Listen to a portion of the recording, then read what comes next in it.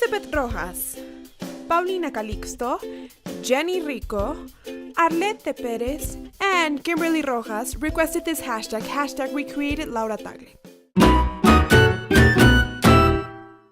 Yay, Creartists! How are you? Welcome! Don't forget that today is #recreated Laura Tagle, and today's design is super wild that I almost have no idea where to start, but here goes. So, check it out. The first thing we've got to do is sculpt some stiletto nails. You can sculpt them with acrylic or with gel. I made them with gel this time. It's a gel that I've become quite fond of, so if you'd like to know the brand, please leave your comments and I promise I'll show you which one it is and give you some tips in the next video class, okay? Okay, cool. So once our stiletto tips are done, what we are going to do next is the top part. We are going to apply pastel pink semi-permanent gel on 2 nails only. Next, we seal them with our finishing gel and all set. We're done with these 2 for now. So moving on to another nail. Now for this one, we are going to use black semi-permanent gel. So apply 2 coats, but right after we apply the second coat, we'll take advantage of the fact that it's a little bit gooey to apply some metallic pigment powder, or like I did since I didn't have any powder. I used these metallic acrylics in copper and gold, and since I used very little of it, there was no issues whatsoever. So I applied it, put a little bit of pressure on it with my finger and sealed it with finishing gel, and that's it. So our third nail is ready, so we can move along with our design. Now on our pinky finger, we are going to apply a pink glitter. Oh my god, it's so beautiful! But to make sure that the glitter sticks, we are going to need a little bit of gel. So you can use the base gel that you normally use in your semi-permanent system, or like I'm doing right here, I'm using the sculpting gel I used for the tips.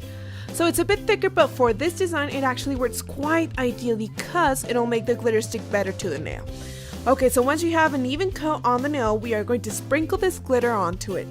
This is metallic pink, which looks absolutely gorgeous, and we are going to do it with a spoon of our cuticle pusher.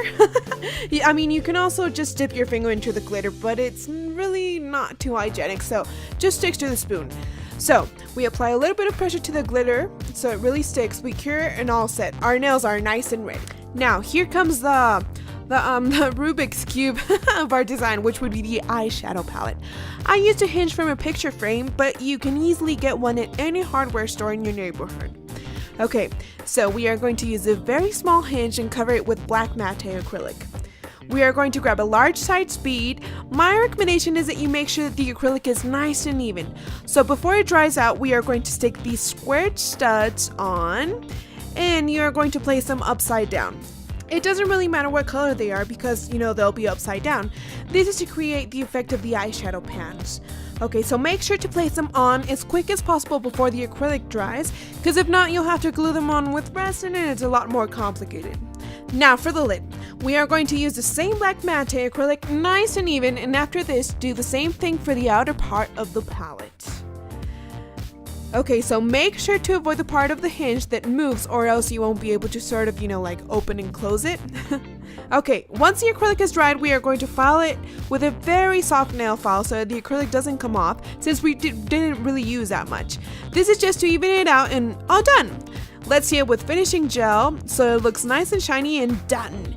And here's our eyeshadow palette that opens and closes perfectly.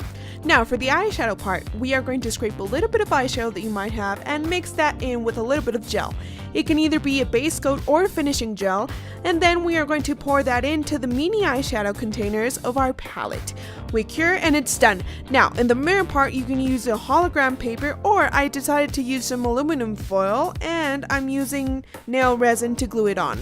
So that would be all for our eyeshadow palette. Now let's do the brush. What we'll need is a toothpick that we can cut, and we'll also need an old paintbrush to cut some of the bristles off and use them. So we cover the toothpick with semi-permanent black gel, and right after applying the second coat, we are going to glue the bristles onto it. Cure it, put some tinfoil on it, and add a coat of finishing gel. Okay, so once our artifacts are ready, let's glue them onto our nails. So we are going to adhere them with clear acrylic or crystal acrylic, and with a good size bead, they should not fall off at all. I think that this design isn't actually ideal to have on our nails on a daily basis. I think it might be more for, like, you know, like a show. Unless you choose otherwise, well, then I don't see a problem with it, and because, you know, these things won't fall off whatsoever. Alright creators, I hope you enjoyed this video. If you think I overcame this challenge as expected, give it a big thumbs up. Don't forget to share this crazy video with your friends, and I'll see you next Thursday for our video class. Remember, I love you tons.